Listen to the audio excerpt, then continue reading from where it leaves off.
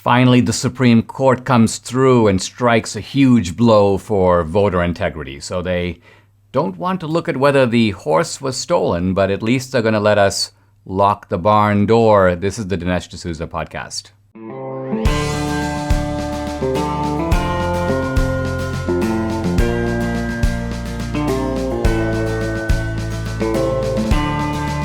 America needs this voice.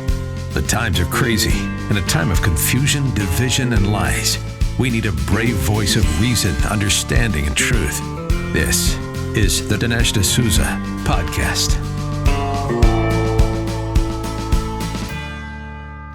Finally, we win a big one at the Supreme Court, a case with far-reaching implications and on a critical issue, namely voter integrity laws. The Supreme Court appears to be saying in this decision that it doesn't want to look at the 2020 election. It doesn't want to, you may say, investigate whether the horse was stolen, but it is going to let states lock the barn door, which is to say to take practical measures to ensure against the possibility of voter fraud in the future. And the left, of course, is screaming because they hate these voter integrity laws. And their main argument has been that these laws are discriminatory. They make it harder to vote, in Biden's phrase. And the good thing about a Supreme Court decision is that these arguments engage each other. We find in the legal reasoning of the decision, and I have the decision right in front of me. It's 80 or so pages. It's about 40 pages, single-spaced.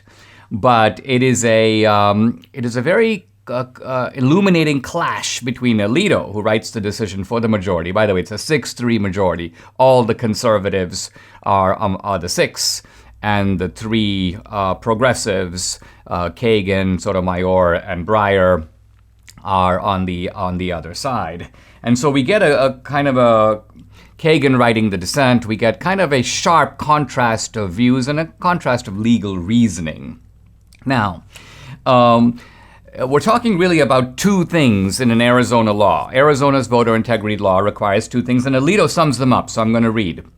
Voters who choose to cast a ballot in person or on election day must vote in their own precincts, or else their ballots will not be counted.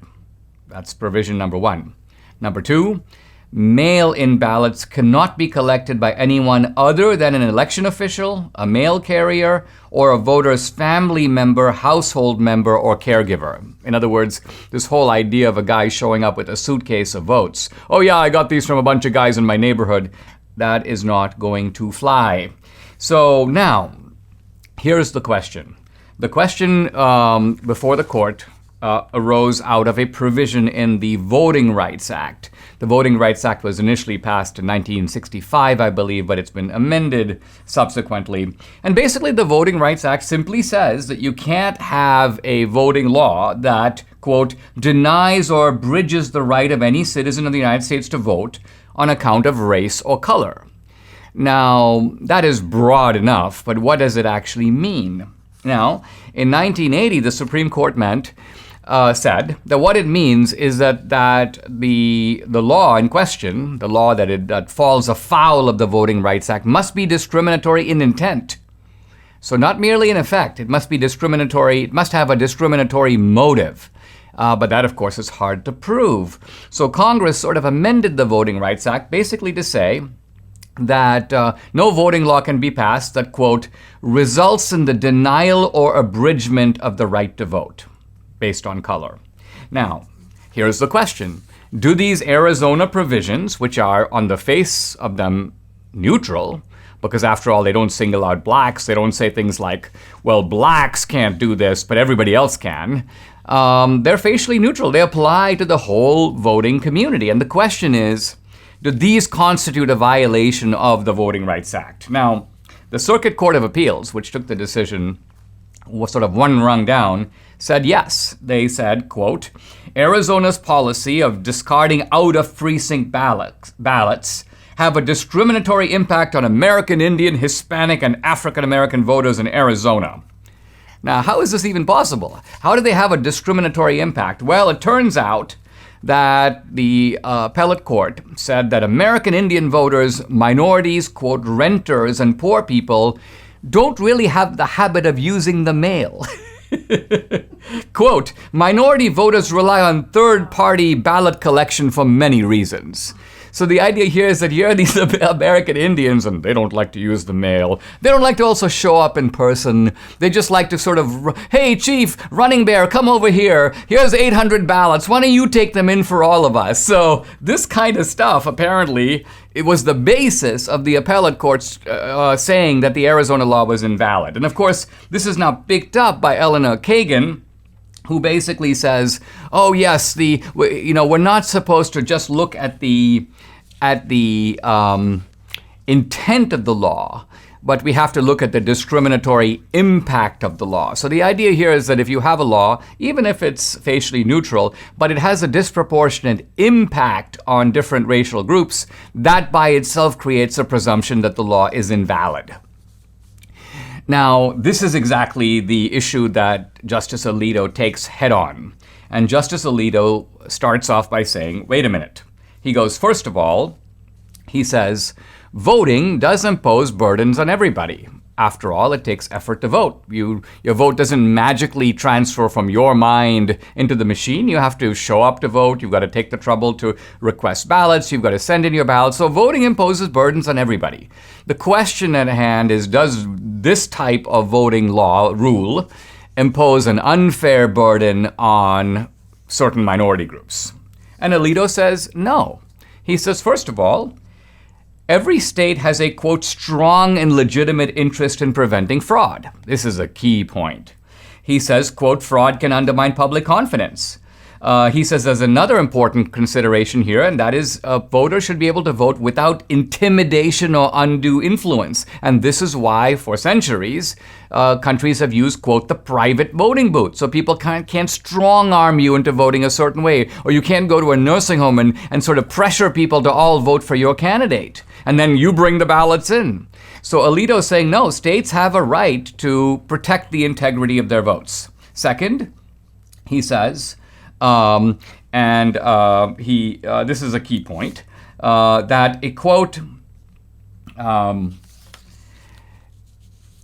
law is not discriminatory even if its impact falls unevenly on different groups. So the general idea here is that, I'm quoting him now, the mere fact that there is some disparity in impact does not necessarily mean that a system is not equally open or that it does not give everyone an equal opportunity to vote. So let's just say, for example, that American Indians have a cultural practice of not using the mail. Well, okay, then you can show up in person and vote. So you have options. You're allowed to vote. They've actually, Arizona, the court agrees, has made it easy to vote. But the simple fact that your group doesn't feel like using the mail because, we're just not into the mail, doesn't mean that allowing mail-in ballots and establishing some ways in which those can be sent in is, quote, discriminatory against Indians. So this is the kind of illogic that the left has been using very effectively in other cases, but here the court clamps down and goes, no, that's not the way to go. The court looks at, quote, the totality of circumstances in which Arizona passed these rules. And finally, Alito makes an absolutely critical point. He goes, the left is constantly saying, well, you haven't actually proven that there was discrimination. You haven't proven the need for this voter integrity law. And Alito basically goes, so? He goes, you don't need your house to be robbed before you establish an alarm system. You don't need to have proven that there was, in fact, fraud and there was, quote, a need for a ballot integrity measure. States are perfectly free to say, listen, whether or not there was fraud the last time around, we just don't want to have fraud in the future. And therefore, we're going to do A, B, and C to ensure against that. One more quote from the opinion. Having to identify one's own polling place and then travel there does not exceed the, quote, usual burdens of voting. It's kind of hard to believe you have to have the Supreme Court actually saying such obvious statements that when they give you, it's kind of like saying, you have a local public school to go to. You want to go to another public school, but this is the school in your district. This is the designated place for you to go. It's not exactly discriminatory or doesn't impose undue hardship to ask you to go there. Now, of course, all of this has, as I say, wide-ranging impact because the Biden administration, really right before this decision, filed a lawsuit against the Georgia integrity law. And that, if you read it now, you have to sort of keep laughing about it because all the arguments rejected by the Supreme Court are coughed up in that lawsuit. So you can safely assume that that lawsuit is pretty much of a dead letter at this point. And this is also a green light to other states to pass voter integrity laws because the standards of having those laws are clearly set forth here. There's nothing wrong in protecting voter integrity. You don't have to prove that there was some pre-existing fraud. It doesn't matter if there's some disparate impact as long as you're allowing everyone to get out there and vote some way or the other. You're not singling out a particular group. It's perfectly fine to go ahead. Of course, here's Biden in his usual kind of mumbling, bumbling mode. Today's decision by the Supreme Court undercuts voting rights in this country. And he basically says, this is why we got to pass the For the People Act or the John Lewis Voting Rights Advancement Act, quote, our democracy depends on it. And the sheer idiocy of this, our democracy depends upon laws. It's a mortal threat to democracy to tell people, listen, you got to vote at your own polling place. And you've got to show up in person. And it's got to be you. It can't be somebody else. And no one can show up with a Volkswagen full of ballots. All of this, according to Biden, is a grave danger to our democracy. So these people are beyond parity. And I think the Supreme Court is onto them. They recognize that this is basically you can almost call it the guys who are trying to make it easy to cheat. They deny that. They say, we're not doing that. We're just trying to make it easy to vote.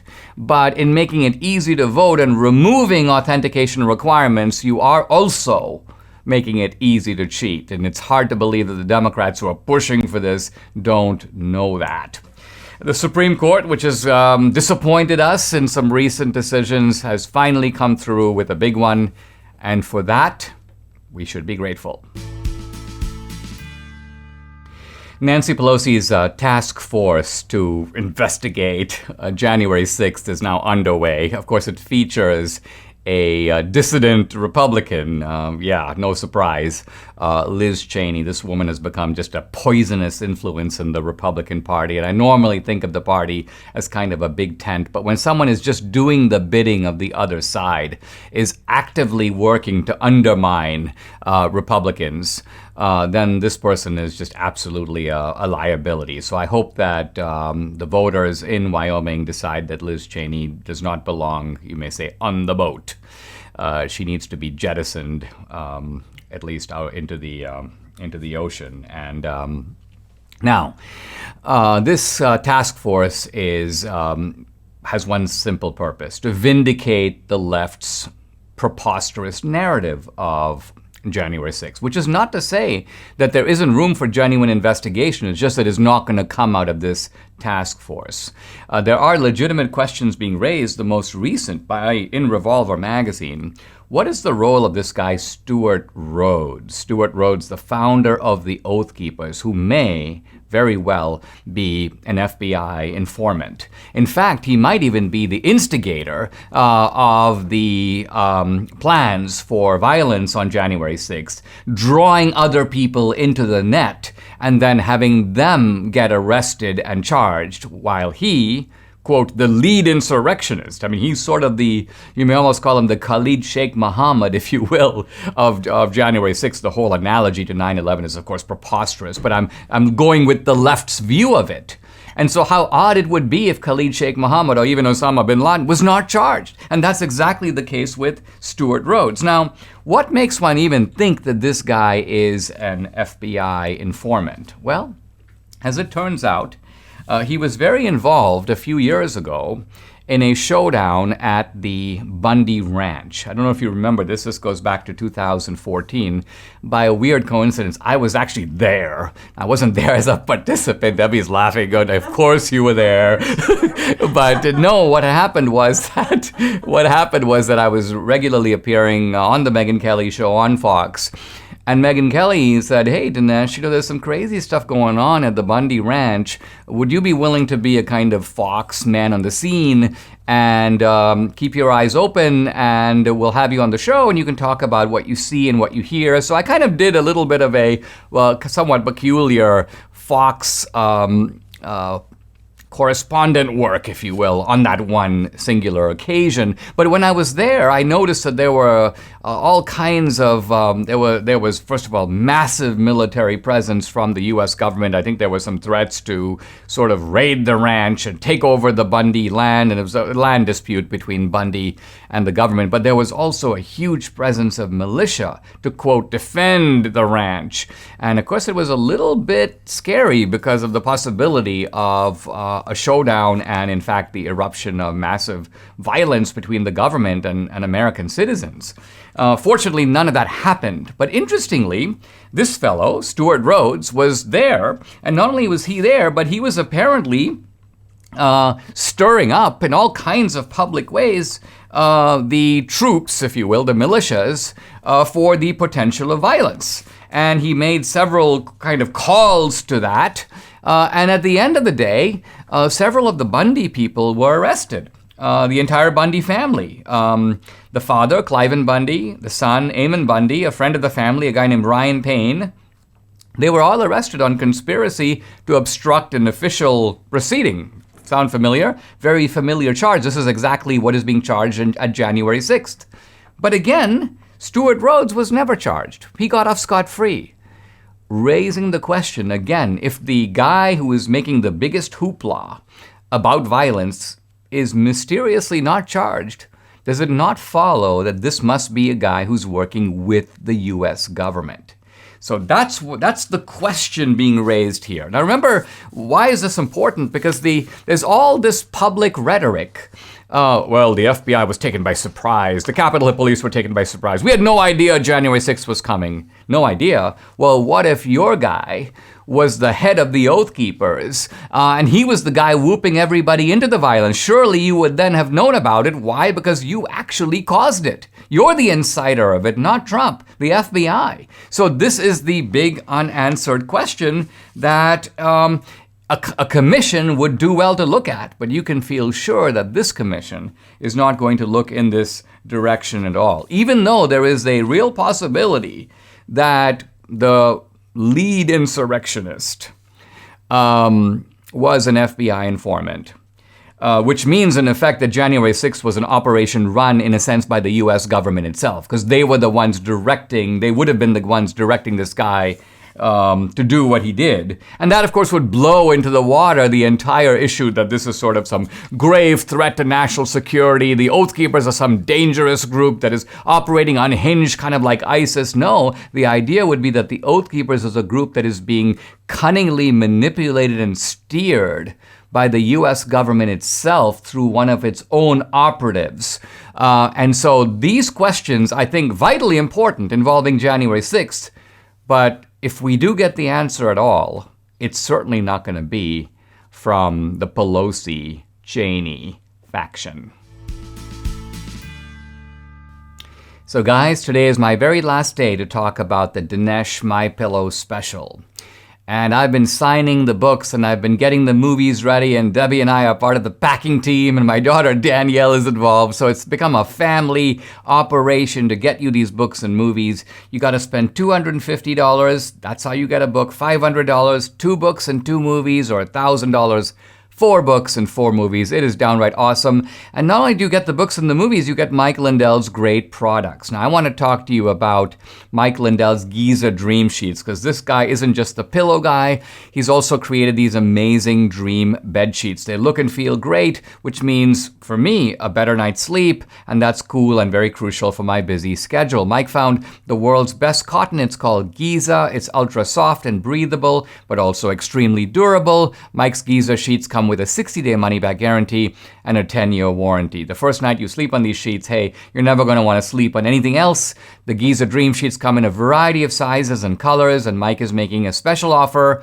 for my listeners. You will get 2 for 1, low price, plus free shipping. Go to mypillow.com and use promo code Dinesh. There you'll find, by the way, not just this amazing offer, but deep discounts on all MyPillow products, the MyPillow mattress topper, the MyPillow towel sets, and so much more. Call 800-876-0227 and use promo code Dinesh. Again, 800-876-0227, or just go to mypillow.com. Don't forget to use promo code DINESH, Dinesh.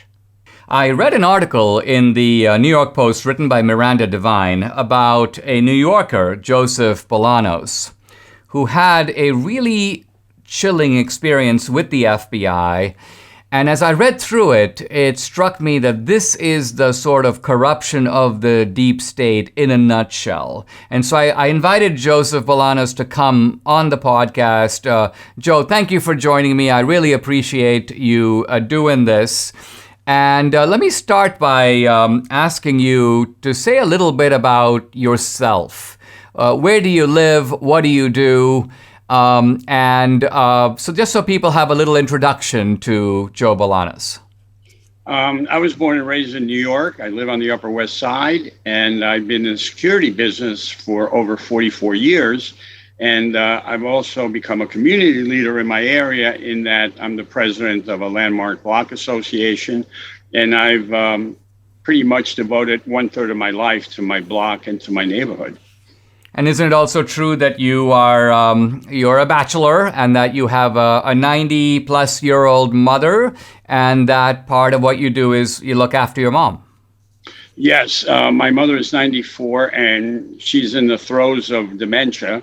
Not full, but about 3/4. And back in December, I had to take her to a rehab home because she kept falling and couldn't get up. So she's been there since December. And so I do go visit her, let's say twice a week, and have lunch with her and basically take care of her and monitor her condition. Now, on January 6th of this year, you were in Washington, D.C. for the Trump rally. Talk for a moment about, are you a Democrat, a Republican? Are you a Trumpster? Why did you go to the rally, and what did you do after the rally? Well, actually, I had no idea that I was going to go to Washington, but a friend of mine spoke to me 4 days prior, and she told me she was going to Washington to do some sightseeing. She lives in Sonoma. So she's a dear friend. So I said, great, I'll join you. And I made a reservation for that Wednesday morning to go to Washington. And we knew that there was going to be the certification of the electoral votes. So that was kind of a double reason for being there. But I had no idea there was going to be a rally. I've never attended a rally. I'm really an independent, but I'm a registered Democrat only because in New York, you're not allowed to vote in primaries if you're an independent. So talk about voter suppression. They don't let you vote, so you have to be the Republican or Democrat. But anyway, getting back, I got there about 10:45, and I started walking toward the Washington Monument. And I have to tell you that I was a volunteer at 9/11, after 9/11 with the Red Cross. And since then, some of the side effects that I had was I can't be around crowds. I really feel very uncomfortable. I've walked out of concerts. I just can't do it. And this was the first time in Washington where I was walking with a partial crowd to a huge crowd at the Washington Monument. And instead of being anxious and kind of a little shaky, I just felt so relaxed because the people were they were, heartland people, what they call flyover people, are my kind of people because, in the East Coast, they say that, they send their kids to Ivy League schools. The heartland sends their sons and daughters to war. So these are the people that I really love and I care for. And they were so nice. Anyway, I digress. So I shot some footage. I was shooting with a 13-foot pole, some 360 video. President Trump was still talking. And he wasn't really, I didn't see him, but he wasn't animated like he is at rallies. It was just basically not really high tone or high energy. So it was very cold. And so I said, I shot enough footage. So I started walking toward Constitution. I texted my friend who was in the crowd and I said, I'll meet you at the hotel. She said, fine. While at Constitution, I took some more video, and that was about 12:47. Okay. So at 12:47, I took the thousands of people walking. Then I headed toward the JW Marriott where I was meeting my friend. And I got there between 1:05 and 1:10. We went upstairs. She was with her girlfriend.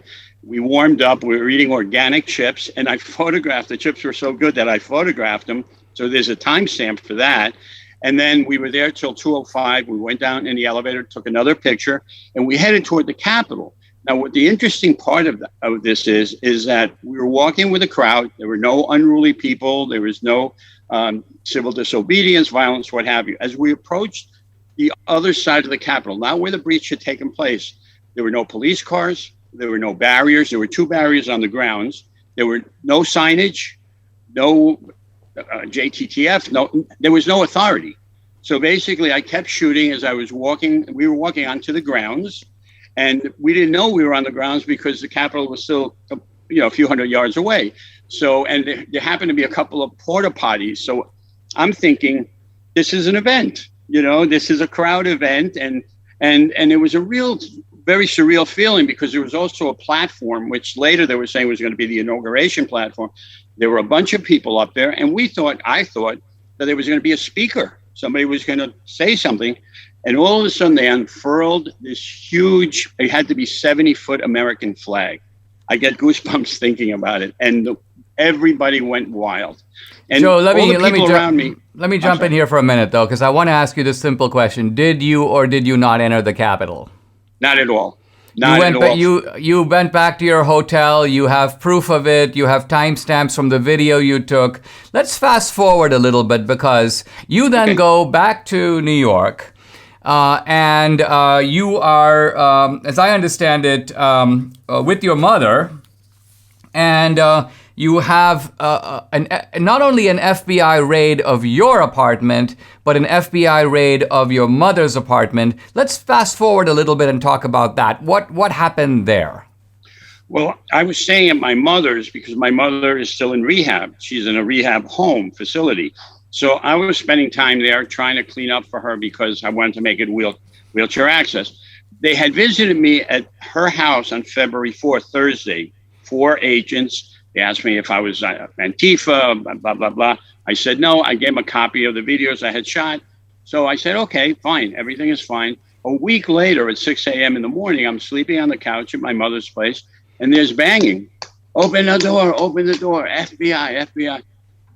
So I get up, I'm half asleep. I open the door, and there are like these 8 to 10 tactically dressed, I guess, soldiers with JTTF on them. One of them was pointing an automatic rifle at me. Automatic, like an assault weapon, about 5 feet away. He was, I guess that's procedure for them, but you don't wake up and you open a door and you have soldiers at your door with a thing aimed at you, a rifle. So they took me down and they basically put me in a car. They handcuffed me when I went out of the apartment. They asked me to step out. They handcuffed me, gave me some clothes. We went down to the car where they interviewed me for about 4 hours. When we come back, I'm going to go into a little more in depth about why the FBI came to your apartment and what the aftermath of their raid was.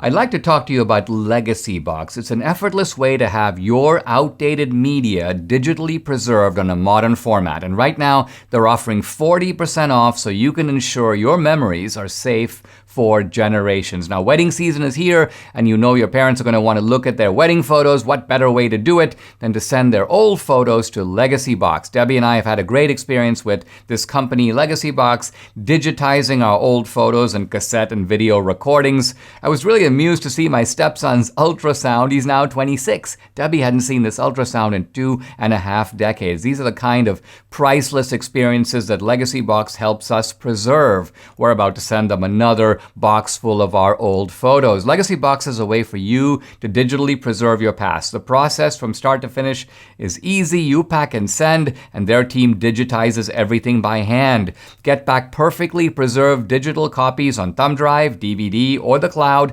ready to watch, share, and enjoy. They've thought of everything. They even provide state-of-the-art tracking and send you updates at every step of the process. Right now, Legacy Box is offering 40% off so your family can celebrate meaningful moments at a fraction of the normal price. Visit legacybox.com/Dinesh. You'll get started today. That's legacybox.com/Dinesh for 40% off. legacybox.com/Dinesh. I'm back with Joe Bolanos. Joe, we were talking about the FBI raiding your apartment, but also raiding your mother's apartment. And is it a fact that the reason that they did that was that somebody kind of, quote, ratted you out? In other words, said that, oh yeah, this is the guy who was at the Capitol, and the FBI evidently went to a district judge, Gabriel Gorenstein, who gave them a warrant to make this search. Now, I want to emphasize, you never went in the Capitol, but nevertheless, based on some information the FBI got, they were able to convince a judge that there was probable cause to make this armed raid. I want to show how on so little, I mean, clearly they didn't have evidence you got in the Capitol because you never did. But nevertheless, they come storming down your door and pick up the story from there because, like you said, you went down to the station and then what happened? I went down to the car. Yes. Excuse me. I went down to the car and then I started feeling very ill around 4 hours later, and they said, you're not under arrest, they told me, but we'll call an ambulance. They called an ambulance and I went to the hospital. Now, regarding the big mystery is exactly what you just stated, is that how could the FBI do so much, I mean, double teams, raids, search warrants, what have you, on the word of one person on a tip line? I mean, that almost seems bizarre simply because had they checked my geolocation on my phones, they would have realized right away where I was at 1 o'clock, where I was, near the Capitol, but not at the breach. And they never checked that. In fact, they never checked my friend who I was visiting with. So it seems awkward that this one person is a very, I don't want to characterize him, but it's a neighbor. And in the last year, we've had during COVID 3 or 4 people who have been radicalized somewhat and they become political. And again, as a block president for 23 years, I've always been apolitical because I like to stress the commonality of our neighbors. Nothing political because the vitriol starts flowing. In this case, this individual was actually interviewed by a local TV station, and he claimed that he walked by the cafe where I was sitting at and that I was bragging about being in Washington and that I had footage or video of the Capitol. He never said in the Capitol. So he basically tells the FBI, this guy's bragging he was in Washington and he has a video of the Capitol. And that's what they acted on. He never had contact with me, and I never told him any details of where I was. I want to talk also about the element of media humiliation, because as I understand it, when you were handcuffed and taken out of the car, there was an NBC camera crew that had been tipped off about the raid, and they were there to sort of film you. And so what I'm talking about is it's not just a matter, because I know what this degradation feels like, but it's always magnified when you've got flashing lights and people shouting questions at you. Is it not a fact that you have actually had 2 strokes subsequent to what happened to you? And would it be reasonable to assume that at the very least these events contributed to those? Without a doubt, these events did contribute. The first stroke was considered mild, they said. Although in the ambulance, the records show, I pulled the ambulance records, my blood pressure was 220 over 143, which is hypertensive crisis, which is close to serious stroke. And then I had another stroke about 100 days after the first mild one, which begs the question, if it's so mild, why to have another one 100 days later? So, and the second one was a lot more severe. Now, regarding NBC, there's an interesting fact here, because often you hear the FBI, when someone comments or questions them about an investigation. They go, we can't comment because it's an ongoing investigation. Now, the guy who did the NBC story is a guy named Jonathan Dienst. His partner, okay, at NBC is the former spokesman for the FBI. So how does this guy coincidentally have a cameraman show up? They weren't flashing lights or anything. There was just one cameraman, but that kind of tripped me off. So you have NBC with the former FBI spokesman, with the FBI doing a raid. I mean, common sense says that there's a linkage there somehow because it's not a coincidence. Not only that, but they reported that same day, that evening, that I was going to face charges in a matter of days once the FBI checked my electronics. It's been 4 months. I've never been charged or arrested. So there's one story. And on May 11th, they said also that in the tri-state area, many people had been arrested from the Capitol riots, including an Upper West Side community leader, which was me. Now, Joe, let me ask you, has the FBI returned all your devices and all your stuff, or do they still have some of it? They still have all of it. They haven't contacted me. Even though they knew that they put me in an ambulance, there's been no contact whatsoever. And you asked earlier about why would they do this. So let me offer one answer to that question and see if you agree with it or disagree. They talked, one of the lead prosecutors, Sherwin, I believe his name is, talked about the need after January 6th to use shock and awe. And I think what that means is to send a message. It's almost as if you're trying to go after Al-Qaeda. You would pursue every tip. You would treat everybody as a potential terrorist. You're trying to send a message not just to the terrorists themselves, but even to their larger body of sympathizers that, listen, you're going to be leaving no stone unturned. So my question to you is, do you think that this is perhaps a reflection of a kind of larger campaign that goes beyond the immediate community of people who went in the Capitol to kind of send a message that, hey, we've got our eyes on you and this is what we can do to ruin your life? Absolutely, yes. Because there was so much drama involved in this. In my apartment where I was in my mother's, they blocked off the street with NYPD. They were walking up and down in uniform. Neighbors were confused what's going on. And the fact that the media on top of that was in sync with them.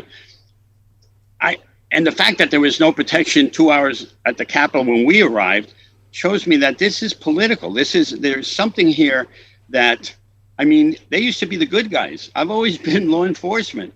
But when you have guys pointing a rifle at you at 6 o'clock in the morning, they had interviewed me. So if they wanted to serve a search warrant, they could have come in, just rang the bell and given me the search warrant.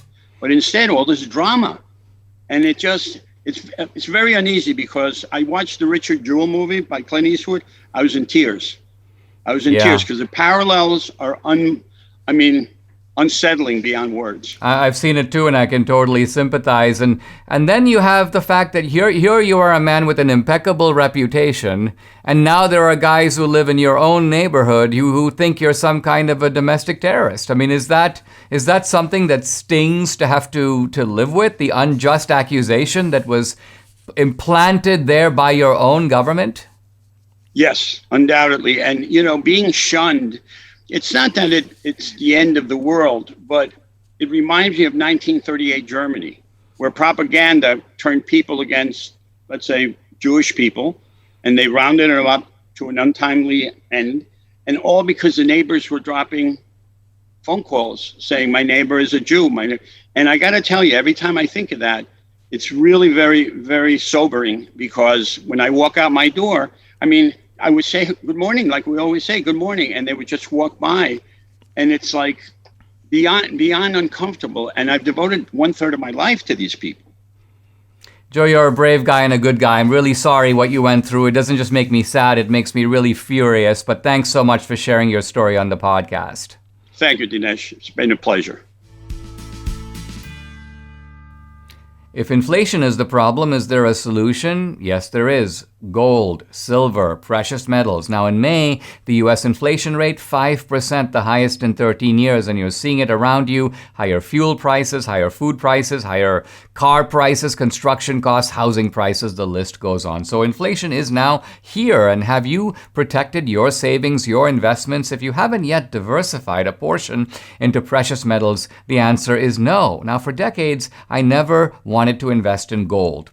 just the stock market. But now I'm seriously worried about the regime we have in Washington. No sense of fiscal responsibility. So listen, if all your investments are tied to greenbacks, you're sitting on a bit of a ticking time bomb. Invest a portion of your savings into gold and silver. Birch Gold Group, that is who I purchased from. That is who you can trust to convert an IRA or eligible 401k into an IRA backed by gold and silver. That's right, through a little-known tax loophole, you can convert your retirement savings tied to the stock market into an IRA backed by precious metals. It's your hedge against inflation.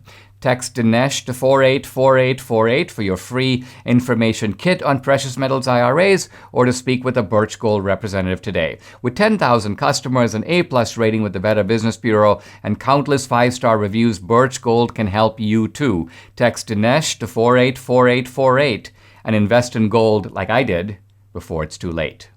Alan Weisselberg, the senior executive at the Trump Organization, has surrendered to the Southern District of New York, which means that he's felt that cold feeling of the handcuffs, which, by the way, I remember myself having gone through a similar experience several years ago. And what is his crime? His crime is that apparently over several years he received perks from the Trump Organization, such as private school tuition subsidies, such as security, such as a rent subsidy for apartments, and apparently a car lease. So he got a private car, he got security. Now, think about this. Every company in the United States, every major company, gives its CEO these sorts of perks. And perks, unlike income, is not taxed. So the Southern District of New York is accusing the Trump Organization of trying to avoid paying taxes, and they're accusing Weisselberg of not paying taxes on these perks, of taking, you may say, the income in kind. And this is supposed to be some kind of criminal operation. It's ridiculous. It's absurd. Ronald Fischetti, the personal lawyer for Trump, in my more than 50 years of practice, never before have I seen a district attorney's office target a company over employee compensation or fringe benefits. And then, the next line in the New York Times, lawyers who specialize in tax rules have told the New York Times it is highly unusual to indict a company just for failing to pay taxes on fringe benefits. None of them could cite any recent example, noting that many companies provide their employees with benefits like company cars. Now, this rings again eerily familiar to me. When my case went before the government, my lawyer, Ben Brafman, said, name another case where somebody like Dinesh, with no previous offenses, with no corrupt motive, even alleged, gave $20,000 of his own money and was prosecuted by the U.S. government for that. And the government couldn't. They couldn't name a single case that resembled mine in that way. Now, the government here is trying to use its strong-arm leverage against this Weisselberg fellow to turn on Trump. That's the game here. The bad news for them is it doesn't look like Weisselberg is going to do it. It looks like he realizes this is preposterous. No jury is likely to convict on this basis. This is a trumped up, if I can use that term, charge. But see, the government these days, the deep state, and sometimes with complicity of judges, this is actually what they do. I want to talk about a case I'm quite familiar with. In fact, I was alerted to it by a lawyer friend of mine while my own case was going on. It is the case of John McTiernan. Now, John McTiernan is a famous Hollywood guy. He was the director of some very big Hollywood movies, both Die Hard 1 and Die Hard 2, if you've seen those movies. He also directed The Thomas Crown Affair. He directed The Hunt for Red October. We're talking about a major player in Hollywood. And the government decided to go after him. Now, let's think about what this guy did. As it turns out, nothing. The government was trying to go after another guy, a fellow named Anthony Pellicano, who was apparently some kind of a corrupt private eye who was supposedly actively involved with a whole network of Hollywood people and ambitious prosecutors with the government. By the way, this was under the Bush administration, which is very telling because it shows you that deep state abuse is not confined to the Democrats. It's occurred under Bush, it's occurred under Obama.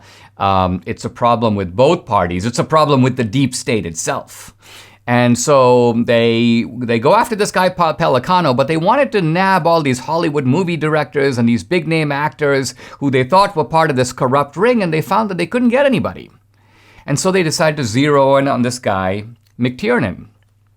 And so what happened is that the FBI kept trying to get him to disclose his relationship with Pelicano. They couldn't find anything on him. So finally they call him, and they call him when he's at his home in Wyoming, I believe, and they say, "Hey, did you ever hire this guy Pelicano when you were making the movie Rollerball?" And McTiernan says, "No." The movie, of course, had come out many years earlier. McTiernan says, "I don't remember doing that." But it turns out evidently that his firm, McTiernan's company, had hired Pelicano. And so on that sole basis, not for doing anything corrupt, not for any kind of criminal action, but simply for, quote, lying to a federal officer, McTiernan gets, he goes through a 7-year legal battle. It destroys his career. It destroys his finances. And he gets 1 year in federal prison. And this is a good example of how the government functions. If they want to get you, they'll find something to get you on, and they've got an accordion book of statutes to do it. By the way, Cyrus Vance, the head of the Southern District of New York, the guy going after Trump, this is a guy who let Epstein off. When Epstein was supposed to register as a sex offender in New York, Vance's office made a plea to the judge, and the judge was kind of stunned. This is, in fact, the judge, Ruth Pickholz, saying, quote, "I have to tell you I'm a little overwhelmed because I've never seen a prosecutor's office do anything like this. This guy was going to bat for Epstein, to cover it up, to make sure that Epstein did not have to register as a serious sex offender." By the way, Vance is also the guy who refused to prosecute Hollywood producer Harvey Weinstein. And so here's a guy, this is for groping an Italian model, and so here's a guy who lets off the big guys, but of course politically wants to target Trump. Imagine if they applied this kind of scrutiny to the Biden organization. You know, here's Joe Biden, quote, "I've never spoken to my son about his overseas business dealings." Turns out, he was at meetings in Georgetown with corrupt officials from the Ukraine. Turns out, I'm now quoting newspaper headlines, Joe Hunter Biden seen golfing with Ukraine gas company executive back in 2014. Laptop, another headline, laptop shows Joe Biden attended meetings between Hunter and his Mexican business partners. And on it, photo shows Joe Biden meeting Hunter's alleged business partner from Kazakhstan. So there's lies on top of lies. There's huge amounts of money changing hands. It's going through the Biden family up to Joe Biden. No federal investigation, no prosecution. Basically, the guy has a sort of permanent immunity. And the same thing, by the way, was true with the Clintons. So we really don't have a reason to trust the justice system in this country. We've seen it with Joe Biden. We've seen it with Trump. I've seen it in my own case. Obviously, we've seen it with the McTiernan case. In case after case, the law is used as a bludgeon to go after people who in some cases have done little or nothing wrong. I have such an eerie feeling watching Biden and the left do what they're doing. I think to myself, wow, we really saw this coming. It's right there in my movie Trump Card, which has proven to be prophetic. The book, The United States of Socialism, was a kind of spine for the movie. And it lays out the path where we're headed and also what we need to do about it. So this is as good a time as ever to watch Trump Card. Here's a short clip from the film. Listen. We must begin the work of dismantling the whole system of oppression. Are we becoming the United States of Socialism? Who's behind it? Our country should be more fearful of white man. They control the black community, they control the black vote. The president spoke tonight as if they don't want to hear the truth, the media, and I almost feel like they gloat when there's a mass shooting. My hands are being put in handcuffs. My ankles are shacked. Period of 18 months, I went through 23 different audits or investigations. 29 FBI agents with assault weapons. Why it's evil. You know what? It's all in the movie.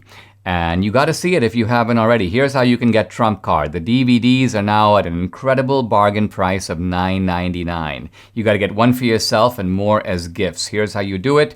You go to salemnowstore.com. I'll spell it out. SALEMNOW store, STORE.com.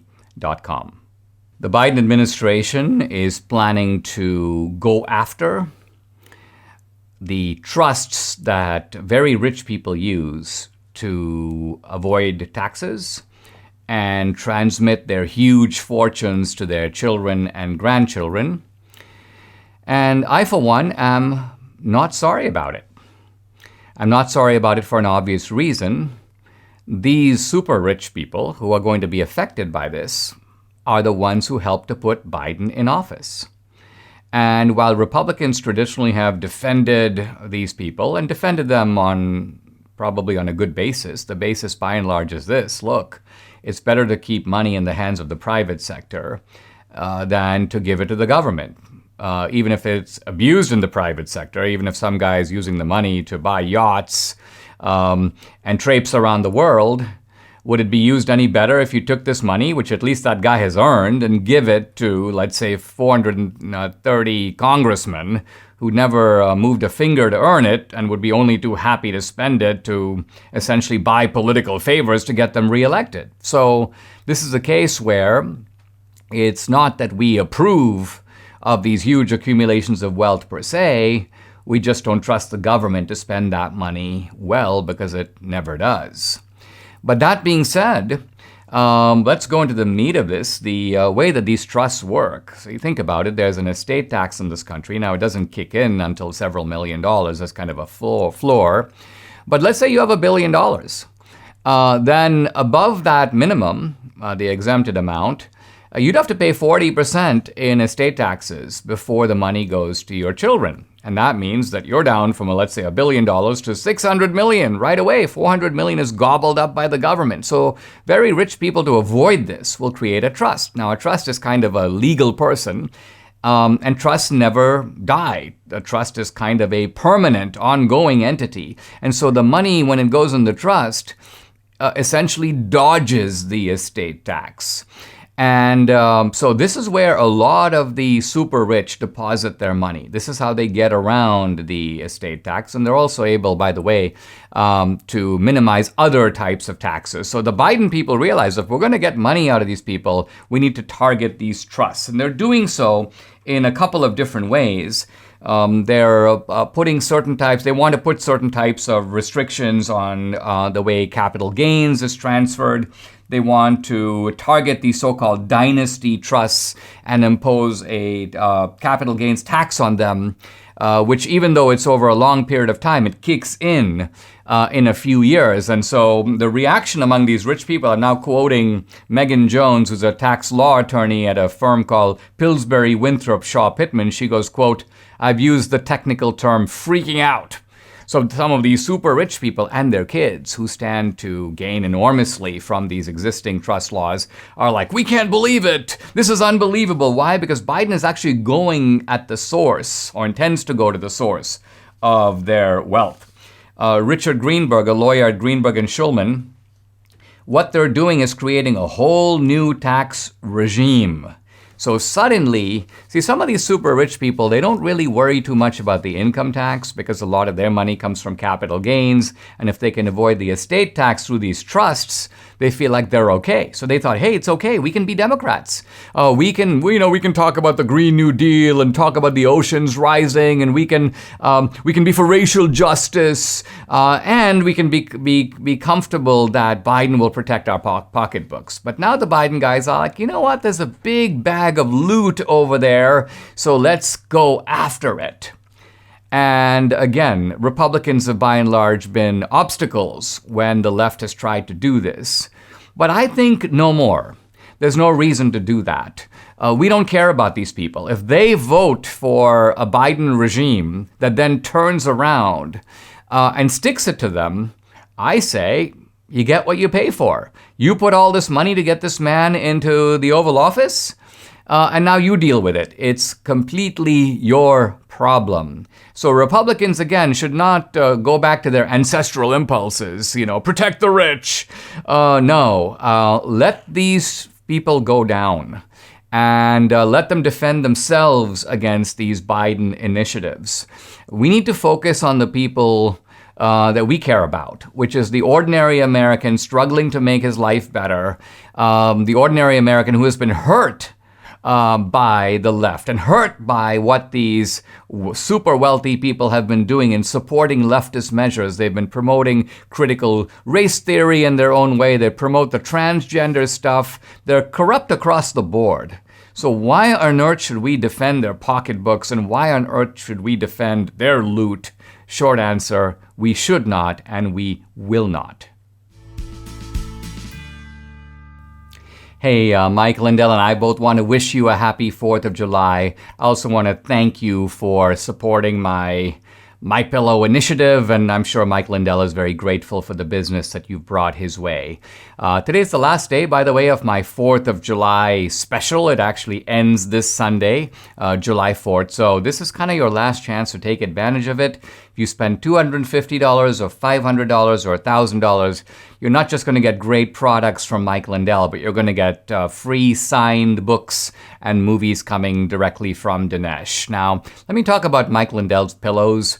I always thought a pillow is just a pillow. There's nothing special about a pillow, but this is before I discovered MyPillow. And what Mike Lindell has taught me is that a pillow, like a watch or phone or a car, it can be a work of art. These pillows won't go flat. You can wash and dry them as often as you want. They maintain their shape. They're made in the USA. For a limited time, Mike Lindell is offering his premium MyPillows for the lowest price ever. You can get a queen-size premium MyPillow for $29.98. Regularly, $69.98. So that's a $40 savings, and the King pillows are only $5 more. All the MyPillow products come with a 10-year warranty and a 60-day money-back guarantee. By the way, deep discounts on all the MyPillow products, the Giza Dream Sheets, the MyPillow mattress topper, the MyPillow towel sets, and on and on. Call 800-876-0227 and use promo code Dinesh, or simply go to mypillow.com. Don't forget to use promo code Dinesh. I want to talk about a puzzle about the mainstream media by raising the question, who are these people accountable to? I've been seeing a lot of posts on social media by the journalist Glenn Greenwald and others talking about how some of these outlets, the New York Times, Washington Post, but also CNN, MSNBC, have lost large swaths of their audience. They have, their ratings have fallen through the floor. In some cases, really hardly anybody's watching. On the weekends, for example, you have a couple of 100,000 people watching MSNBC. Just to give you an idea of how pathetic that is, I have over 2 million followers on Facebook. I have 1.7 million on Twitter. So we're talking about the fact that on Facebook or Twitter, I've got 10 times the number of followers. These people don't see all my posts, of course, because Facebook doesn't send them out to everybody, and neither does Twitter. But my point is, my following is actually 10 times the size of an MSNBC audience, let's say on a Saturday or Sunday. And it's far bigger than MSNBC's audience at any time. So the question that this raises, the pathetic ratings of these media outlets, is why do they adopt these highly partisan postures that drive away half their potential audience? Why would the New York Times, which is, by the way, not just a New York paper, but a national paper, why would it chase away the entire 75 million people who voted for Trump? Why would it become so aggressively partisan as opposed to taking a centrist stance? It can be editorially liberal, but be fair-minded in reporting, and that would give everyone an incentive, which used to be the case, to read the New York Times to find out what exactly is going on in the country and in the world. So what is the explanation for the fact that these networks and these newspapers are acting in a manner that would seem to go against their own market interests, and certainly against their interest in maximizing the number of consumers who buy their product? Well, I think the answer is that in recent years we've seen a shift in which these newspapers don't care about their audience. This seems like a stunning thing to say. How in a free market can an entrepreneur of any kind not care about its own audience? Well, turns out that the people funding these newspapers, and in some cases networks, are these huge philanthropists. And what that means is that the newspapers have a customer base of one. If you think about the Washington Post, it has a customer base of one, Jeff Bezos. And who shapes the ideas of Jeff Bezos? Well, Jeff Bezos and his sort of new wife. And if his wife is left-wing and wants to be in Hollywood and wants to have all the accolades of the left, she pressures Jeff Bezos. Jeff Bezos pressures the Washington Post. And the Washington Post, by being super left-wing, it doesn't matter if they're eroding audience. Nobody wants to advertise. Nobody wants to read the newspaper because the source of their funding is Bezos money. And that's all they care about. New York Times has almost exactly the same relationship, not quite, with Carlos Slim, the Mexican multi-billionaire. And on it goes. CNN is essentially an extension of Ted Turner. Ted Turner started the network. The funding is coming from there. So these guys basically believe that they're sort of like, they're like courtiers. If they can keep the aristocrat in charge happy, the patron who's basically funneling the money into the network, that is the audience of one that they answer to. So these media outlets, in short, are perfectly happy to be propaganda vehicles. They don't care to serve the masses. When we think of the free press is supposed to be for the people, fighting for the people against power. No, essentially what we have with the media is people who reflect power, who are in cahoots with power, are using their power of propaganda against the people. And the only thing that they care about is whether or not their propaganda is working. They don't want to hear from the people. What they want to do is arm twist and bludgeon the people into submission so they can make happy their financial patrons and serve their ideological agenda. It's time for our mailbox, guys, but before we do that, I just want to wish everyone a happy 4th of July. For all its troubles, we live in a great country, a country that we're not going to let the Biden people ruin, not just for us, but also for future generations. Let's go to today's question. It comes from Tyler. Listen. Hey, Dinesh. My name's Tyler. I'm a rising senior at UCLA. I've been a big fan of your podcast and a big fan of your work for quite some time. So I had a question regarding the Israeli-Palestinian conflict. I recently took a history class on it, and I was wondering what your thoughts were on the recent removal of Benjamin Netanyahu from power, and what this means for the conflict moving forward, what it means for Israel, what it means for U.S.-Israeli relations, and just the overall conflict with Palestine and the recent attacks with Hamas. Okay, Tyler, so let me offer a couple of thoughts, at least to respond to the heart of your question. Israeli society is, like America, deeply divided.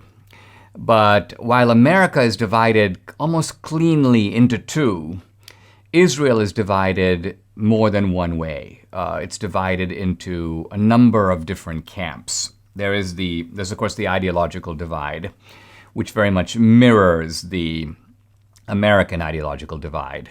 There's also the divide between religious Jews, the Orthodox, sometimes called the ultra-Orthodox, and the secular Jews. They're all Jews, but they are different kinds of Jews, you might say, in Israel. Then, of course, you have the presence of the Palestinians and of the so-called Israeli Arabs. And these are often fairly radicalized Muslims, but they are citizens of Israel, and there are a few of them that are in the Israeli Knesset. They're in the parliament. And then, of course, there's a divide in Israel over whether the Palestinians should be incorporated into the Jewish state, so it's the so-called one-state solution, or whether Israel should contemplate a division into a two-state solution. And both those solutions have serious drawbacks and risks. Now, unlike America, Israel kind of has a multi-party system. And Netanyahu, who's a member of the Likud party, the kind of right-leaning party, was never strong enough to be in the government on his own party's strength alone. In other words, he needed the alliance of a number of other, by and large, Orthodox and religious parties. And this was sort of the right, the political right plus the religious right against the Israeli left.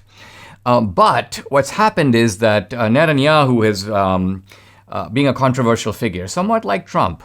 Netanyahu has inspired or provoked a rebel faction inside of his own party. And Naftali Bennett, who's the current prime minister of Israel, is to the right of Netanyahu. He is a kind of a right-winger, but he broke with Netanyahu. Now, breaking with Netanyahu would hardly put him in a position of power. So what this guy Naftali Bennett did was he made an alliance with a centrist leader, Yair Lapid. And so Lapid and Bennett have come together against Netanyahu. So this is not so much a far left alliance, but it's an alliance between the far right and the center against Netanyahu. And these two characters, Naftali Bennett and Yair Lapid, have made a deal in which they each get to be prime minister for 2 years. So it's ridiculous. It's like a handoff. We'll first have the right winger, then we'll have the centrist. And so you've got a fragile new coalition that is now the majority coalition just by a hair. And it now makes Netanyahu the head of the opposition. The Likud is now in opposition. But I will say that this is, in my view, an extremely dysfunctional setup. It makes no political or ideological sense. It's a little bit like a dysfunctional marriage. And it's not a marriage that's destined to last. So long term, to me, this is not in the interests of Israel. It's a rather bizarre arrangement that reflects not only ideological shifting alliances, but personal animus against Netanyahu. He's been in for 12 years, so enough of Netanyahu, where we want to be rid of this guy. And that sentiment has driven the rise of this new coalition. I've always liked Netanyahu. I always thought that he was a really smart guy. He obviously is someone who has his country's interests at heart, but he's also someone who's very pro-American. That's another reason that I like him. And for these reasons taken together, I think he has made some telling mistakes, as by the way did Trump. But nevertheless, I would like to see Netanyahu be successful in opposition, and perhaps at some time in the future, either him or his party return to power. Subscribe to the Dinesh D'Souza podcast on Apple, Google, and Spotify, or watch on Rumble, YouTube, and SalemNow.com.